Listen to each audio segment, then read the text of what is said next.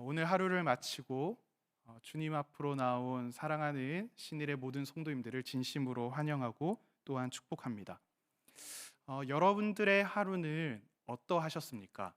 여러분들은 오늘 하루 어떻게 시작을 하셨나요? 이른 새벽부터 눈을 떠서 지금 늦은 저녁까지 일을 하며 몹시 피곤하신 분도 계실 겁니다. 또한 출근길 지하철에서 오늘 있을 일에 대해서 한숨이 내쉬기도 했을 거고요. 그리고 사람들과 만나며 이야기하는 가운데 이름 모를 답답함 또는 기쁨과 감사가 넘쳤던 분들도 있을 겁니다. 그리고 집안일은 해도 해도 왜 끝도 없는지 멈추지 않는 그 집안일 때문에 참 힘든 일들을 경험하기도 했을 것입니다. 저는 지금 혼자 지내고 있기 때문에 집안일을 제가 다 해야 됩니다. 제가 집안일을 지금 한지 이제 제 인생에 있어서 거의 이제 대학부터 시작을 해서 지금까지 하다 보니까 20년에 가까운 시간 동안 집안일을 하다 보니까 경험하는 것이 한 가지가 있습니다. 왜 집안일은 왜 뒤돌아서면 또 생기고 또 생기고 또 생기는가? 물때는 빠지지 않고 왜 곰팡이는 어디서 나온지 왜 자꾸 나오는가 하는 것들을 끊임없이 경험하곤 합니다. 저희들의 하루를 돌이켜보면 출근, 또한 집안일, 사람들과의 만남, 그리고 여러 가지 일들로 엉켜져 있습니다. 또한 수요일 저녁이라는 시간은 참 묘합니다. 제가 오늘 예배 시작할 때 기도했던 것처럼 일주일에 딱 가운데에 있는 시간입니다.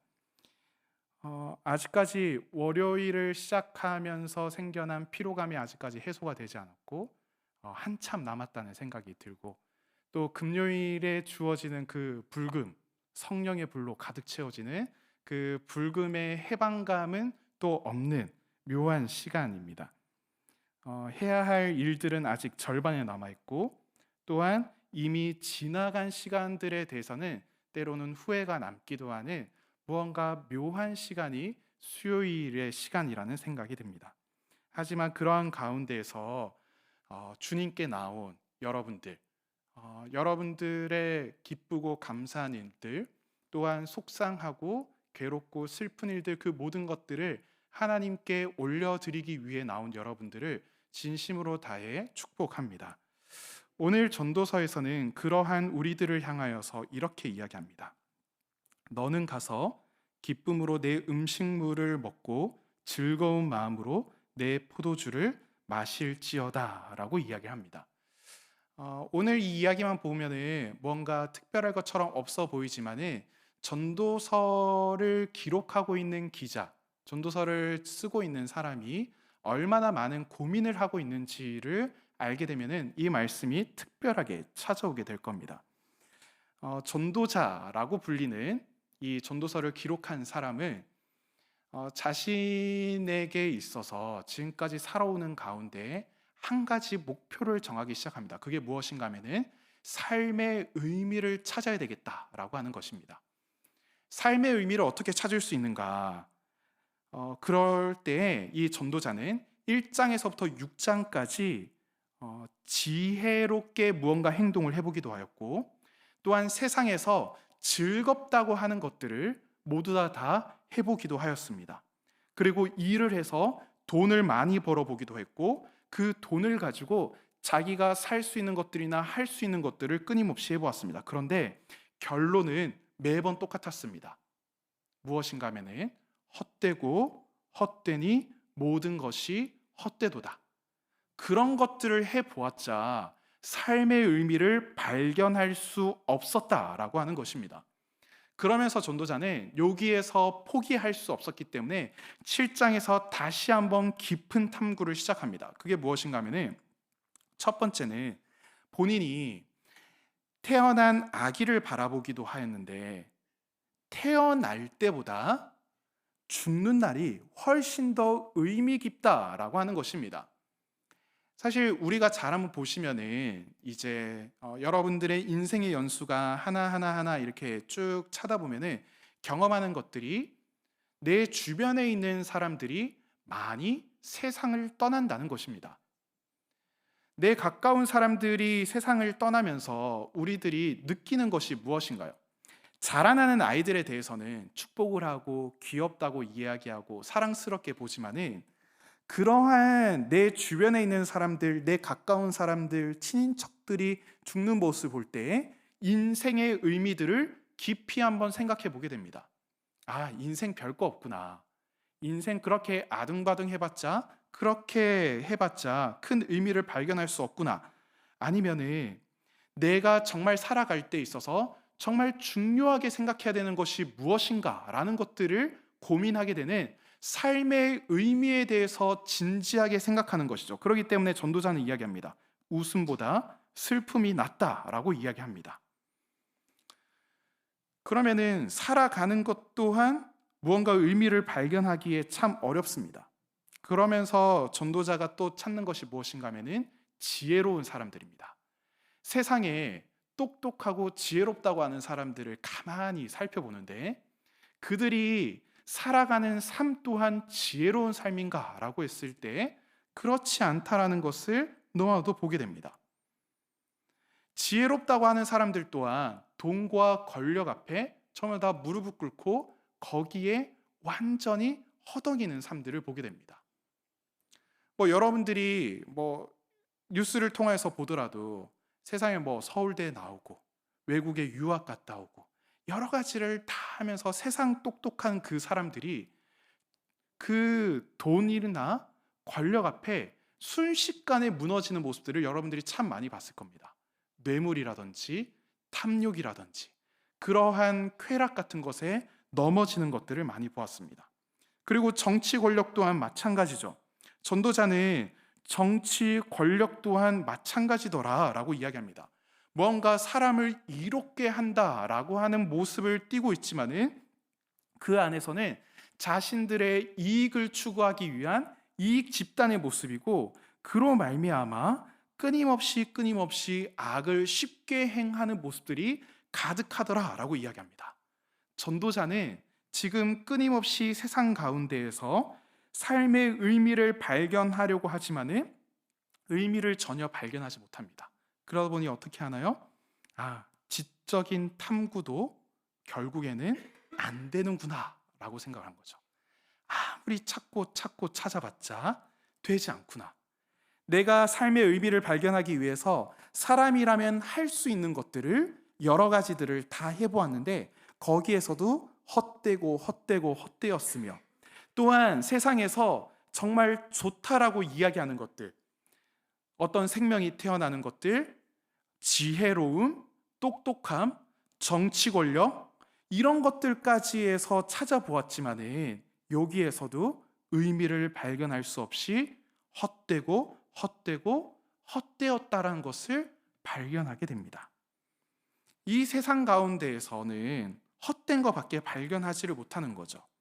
지혜도 시도해보고 현실 가운데 있는 불의도 보기도 하고 인간이 가지고 있는 똑똑함과 지성을 보기도 하였지만은 아무런 의미조차 발견하지 못한 겁니다. 그럴 때 전도자는 충격적인 말을 합니다. 2절 말씀을 저희들이 함께 읽어보도록 하겠습니다. 2절 말씀 함께 읽어보겠습니다. 모든 사람에게 임하는 그 모든 것이 일반이라. 의인과 악인, 선한 자와 깨끗한 자와 깨끗하지 아니한 자, 제사를 드리는 자와 제사를 드리지 아니하는 자에게 일어나는 일들이 모두 일반이니 선인과 죄인, 맹세하는 자와 맹세하기를 무서워하는 자가 일반이로다. 아멘. 성경에는 여러 가지 구별들을 합니다.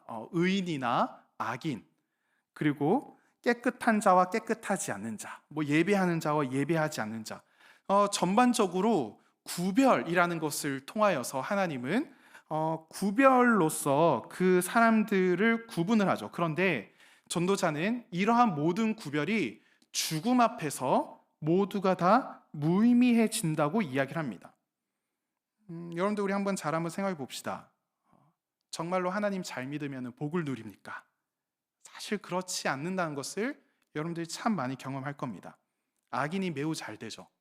남을 속이고 부정한 방법으로 돈을 번 사람들이 큰 집에서 살고 있고 좋은 차를 타고 다닙니다. 그런데 평생에 성실하게 살아온 사람이 갑자기 병에 걸리거나 사업이 무너지는 경우들을 보곤 하죠. 열심히 기도하고 헌신한 성도가 갑작스러운 암 진단을 받기도 합니다. 그런데 교회 한번 가본 적이 없는 사람이 건강하게 오래오래 장수하는 모습도 보게 됩니다. 그런데 전도자는 우리 안에 있는 어찌 보면 좀 불편할 수 있는 진실 앞에서 눈 감으라고 이야기하지 않습니다. 오히려 똑바르게 보라고 이야기합니다. 똑바르게 봐라.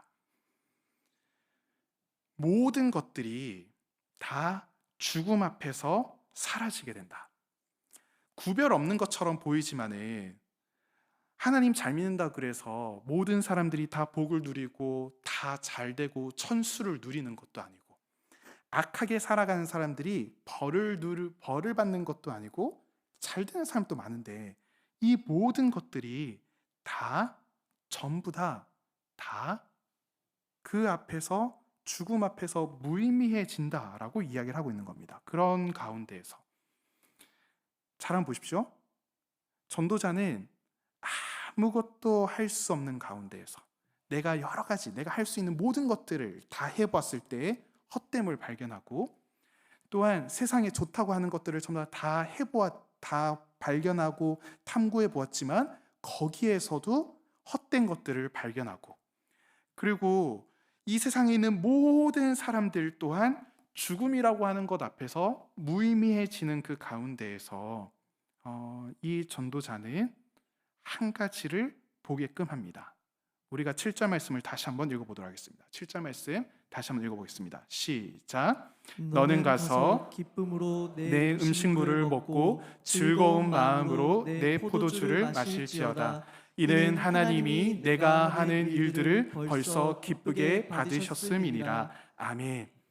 방금 전까지 모두 다 죽는다, 모두 다 사라진다, 다 헛되다라고 이야기했던 전도자가 갑자기 이야기합니다. 기쁨으로 내 음식물을 먹고 즐거운 마음으로 내 포도주를 마실지어다라고 이야기합니다. 계속해서 밑으로 굴을 파고 들어가던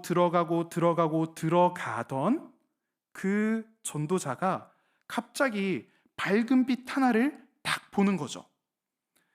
전도자는 지금 뭐라고 이야기하는가 하면은 가서 기쁨으로 먹으라 라고 이야기합니다. 모든 것이 헛되다 라고 했을 때 뭐가 와야지 논리적으로 맞을까요? 포기해라. 그냥 너 마음대로 살아가라.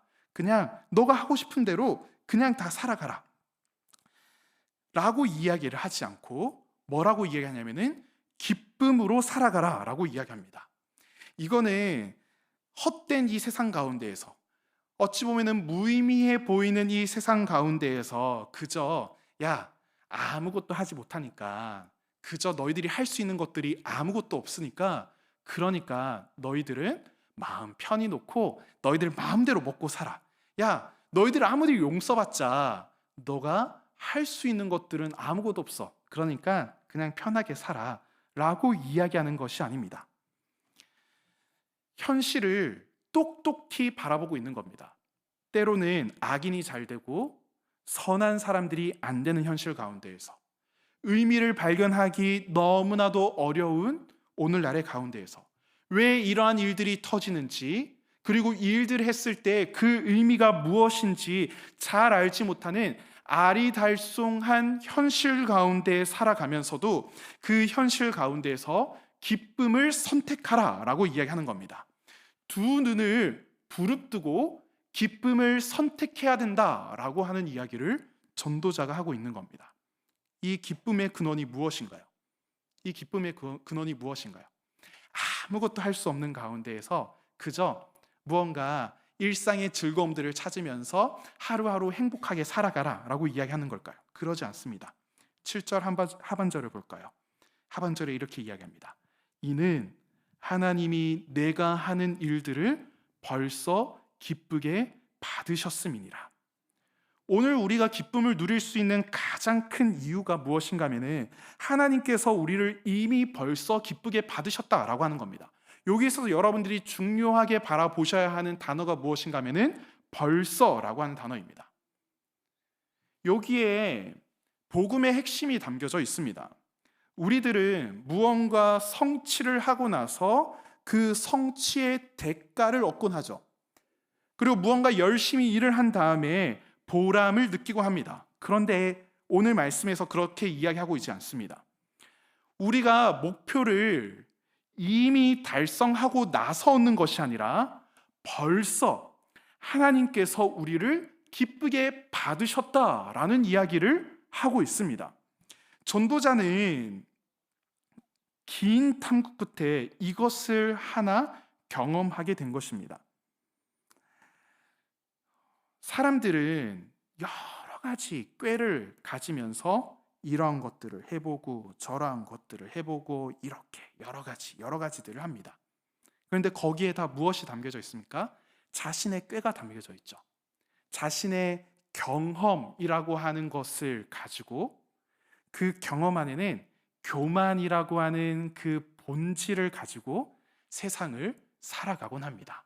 전도자는 그거를 정확하게 보고 있습니다. 사람들은 많은 꾀를 가지고 있다. 하나님께서 세상을 너무나도 아름답게 지으시고 모든 것들을 볼 때마다 너무 좋다, 너무 좋다라고 이야기하지만 그 세상에서 살아가는 사람들은 자신의 꾀를 의지하고 자신의 꾀, 자신의 경험, 그 안에 교만이라고 하는 본질을 가지고 세상 가운데 살아가는 거죠. 그렇다 보면 이 세상 가운데는 어떠한 모습들이 가득하게 됩니까? 죄악된 모습들이 가득하게 되는 거죠. 그런데 하나님께서는 그럼에도 불구하고 우리의 부족함이나 우리의 잘못함이나 연약함에도 불구하고 우리들을 이미 기쁘게 받으셨습니다.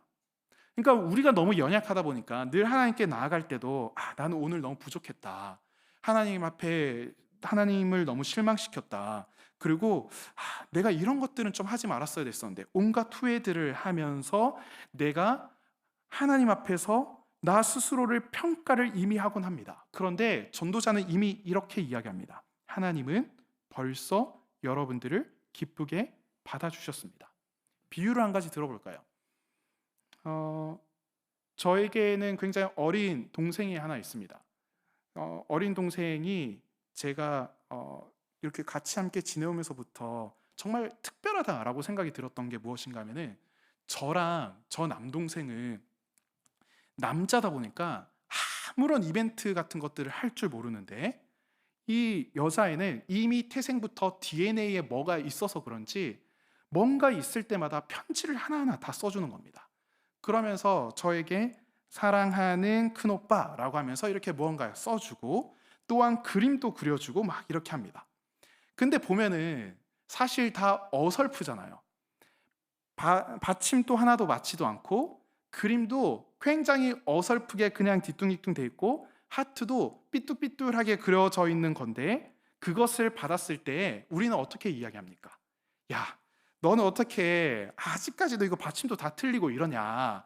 야, 하트를 그릴 때는 예쁘게 그려야지. 너 이렇게 가지고는 사랑이 전해지겠냐? 라고 이야기합니까? 그러지 않죠. 그 아이가 전해주는 것 그 자체만으로 너무나도 기쁜 겁니다. 그 아이가 무언가를 했기 때문이 아니라 그 존재 자체가 너무나도 행복하기 때문에 그 아이 하는 모든 행동들 하나하나가 기쁨과 감사와 감격으로 다가오는 겁니다. 하나님도 마찬가지입니다. 하나님께서는 우리들에게 사랑의 눈으로 이미 바라보시면서 말씀하고 계시는 겁니다. 하나님께서 우리들에게 구원하셨다라고 했을 때 그 구원을 뭐라고 이야기합니까? 선물이라고 이야기합니다. 선물은 받고 싶은 사람의 필요에 따라서 이야기하지만 받고 싶은 사람이 원하는 것을 해주진 않습니다. 받고 싶은 사람이 갑자기 어린아이가 엄마 나는 한 100만 원이 필요해요 라고 한다 해서 그 아이에게 100만 원을 줍니까? 그러지 않죠. 그 아이가 기뻐하고 그 아이에게 가장 필요한 것들을 해주는 겁니다. 주는 사람의 의도와 마음이 담겨져 있는 겁니다. 하나님께서는 우리들을 향하여서 주고 싶은 이가 주기 때문에 우리가 받을 수 있는 겁니다. 우리가 분명히 기억하셔야 됩니다. 우리는 하나님 안에서 자유를 느끼고 하나님이 주시는 선물을 가지고 행복한 삶을 살아가야 합니다. 나는 이미 하나님께 받아들여진 사람이다. 우리가 오늘 하루를 살아가야 될 때 기쁨과 감사함으로 음식을 먹고 그리고 즐거움으로 오늘 하루를 보내야 되는 이유가 무엇입니까? 우리가 아무런 의미를 찾을 수 없는 이 세상을 살아갈 때 우리가 기쁨과 감사함으로 살아가야 하는 이유가 무엇입니까? 그러한 우리의 삶들 하나하나가 하나님께 속해져 있고 하나님께서 부족하고 연약하고 나 혼자서는 홀로 설 수 없는 나를 이미 받아주셔서 나에게 기쁨을 허락하여 주시고 나를 자녀 삼아 주신 그 은혜 때문에 우리가 하루를 기쁨과 즐거움으로 살아갈 수 있는 겁니다. 여러분들이 오늘 예배 끝나고 돌아가셨을 때 기쁨과 감사함으로 가족들과 함께 이야기를 나누시고 즐거움으로 하십시오. 또한 늦은 저녁이긴 하겠지만 필요하다면 치킨도 시켜 드시면서 하나님께서 우리들을 기쁘게 받아주셨으니 우리가 이렇게 즐겁게 함께 보내야 된다라고 하면서 함께 시간을 보내는 것 또한 주님께서 허락하여 주신 은혜라고 생각을 합니다. 그렇다면 우리는 구체적으로 어떻게 살아야 될까요? 첫 번째는 자기 자신을 돌봐야 합니다. 8절을 보십시오. 내 의복을 항상 희게 하며 내 머리에 향 기름을 그치지 아니하도록 할지니라. 고대 근동 사회에서는 흰옷은 축제 옷이었고 향기름은 기쁨과 환대의 상징이었습니다. 그리고 슬플 때는 검은 옷을 입고 또한 자신의 옷을 찢거나 재를 뒤집었었죠. 항상 희게 하라라고 하는 것은 매일매일을 축제처럼 지내라고 이야기하는 겁니다. 너무 후질근한 옷은 입지 마라라고 이야기를 하는 거죠. 너희들의 삶 가운데 하나님께서 너희들의 삶을 받아주셨고 그 안에 머무는 것이 기쁜 것을 너희들의 삶을 통하여서 드러내라라고 이야기를 하고 계시는 겁니다. 제대로 드십시오. 또한 제대로 쉬셔야 합니다. 그리고 아프면 병원에 가고 지쳤을 때는 쉴 줄 아셔야 됩니다. 여러분들 마음 가운데 잠시 어려움이 있다면 잠깐 멈추는 것 또한 중요합니다. 나 자신을 소중하게 여기는 것, 이것이 하나님께서 기뻐하시는 삶의 모습입니다. 두 번째로 볼까요? 관계를 소중하게 여겨야 됩니다. 9절을 보시게 되면은 내가 사랑하는 아내와 함께 즐겁게 살지어다 라고 이야기합니다. 여기에서 중요한 것은 여러분들이 부부 관계에 있어서도 기쁨과 감사함으로 보내셔야 됩니다. 제가 아직까지 결혼을 하지 않았는데 결혼을 하셨던 분들의 이야기를 들어보게 되면은 남편을 가리켜서 원수라는 이야기를 그렇게 많이 듣습니다. 제가 그걸 들을 때마다 과연 결혼은 좋은 것인가? 라고 이야기합니다. 그러면은 꼭 옆에 계신 분들이 그래도 결혼은 하셔야 됩니다. 라고 이야기합니다. 행복하고 즐거운 거기 때문에 하라는 게 아니라 그래도 해야 된다. 라고 이야기하시더라고요. 성경은 그렇게 이야기하고 있지 않습니다. 내가 사랑하는 아내와 함께 즐겁게 살지어다. 사랑하는 성도 여러분들, 여러분들에게 준 배우자와 함께 즐겁게 사셔야 됩니다. 또한 더 나아가셔서 함께라고 하는 말에 주목하십시오. 우리들은 가족뿐만이 아니라 주변에 있는 사람들과 함께 같이 지내야 합니다. 평생 열심히 일을 해오고 가족을 위해서 함께 살아온다 할지라도 가족과 같이 보내는 시간이 없다면 그것은 전도자가 이야기하는 하나님의 자녀답게 살아가는 삶의 모습이 아니라고 이야기합니다. 전도자는 나중이 아니라 오늘을 이야기하고 있습니다.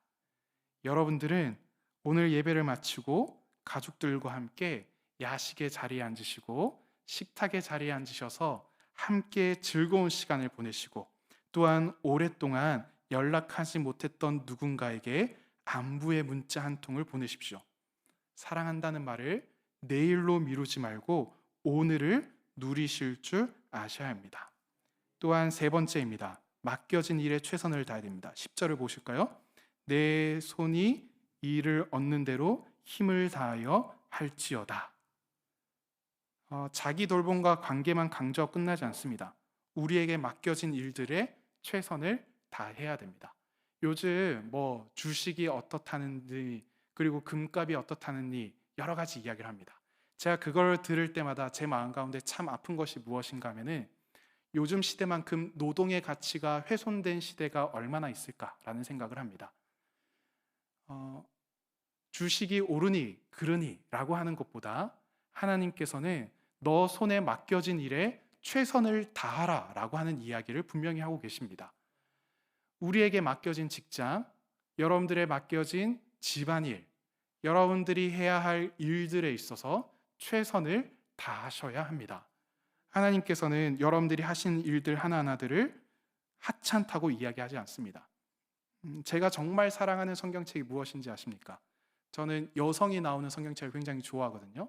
그 중에서도 룻기를 정말 사랑합니다. 사실 룻기의 내용을 굉장히 이제 거창하게 이야기하고 정말 신앙을 위하여서 모든 것들을 다 내려놓고 철저하게 신앙의 길을 따라간 정말 아름다운 여자로 그리지만은 사실 솔직히 잘 한번 생각해 보십시오. 룻기의 이야기는 그냥 남편 잃은 여자가 집안일 열심히 하다가 다른 남자 만나서 결혼한 이야기입니다. 별 이야기 아니죠. 그런데 하나님께서는 그 이야기를 사사기와 사무엘서 사이에 딱 두어서 이 이야기가 얼마나 복된지를 드러내 보여주고 있습니다. 제가 그 이야기를 읽을 때마다 제 마음 가운데 참 은혜가 되는 것이 무엇인가 하면은 하나님께서 여성이 하는 집안일, 정말 아무도 신경 쓰지 않는 그 집안일을 얼마나 소중하게 여기시는가. 화장실 청소하는 것을 통하여서 하나님의 나라를 이루어 가시는 하나님, 걸레질 하나를 통하여서 설거지 한 번을 통하여서 예수 그리스도의 오실 길을 준비하시는 하나님, 그 이야기가 룻기에 담겨져 있습니다. 사랑하는 성도 여러분들, 맡겨진 일에 최선을 다하시기를 바랍니다. 사랑하는 성도 여러분들, 오늘 전도서가 우리에게 주는 메시지는 분명합니다. 삶의 모든 어두움들을 정확하게 바라본 가운데에 지혜의 한계도 보고 권력의 남용도 보고 또한 죽음이 모든 것들을 무너뜨리는 현실도 보았지만 그러한 가운데에서 너는 가서 기쁨으로 먹으라 라고 이야기합니다. 왜냐하면 그러한 현실은 사실이지만 우리에게는 다른 정체성이 있다는 거죠. 하나님께서 이미 벌써 우리를 받으시고 우리의 삶 가운데 함께 하신다고 하는 그 변하지 않는 사실이라는 겁니다. 현실은 변할지 모릅니다. 여러 가지들로 요동칠지 모릅니다. 하지만 우리의 정체성은 변하지 않습니다. 하나님께 드려진 삶, 하나님께서 받으신 삶.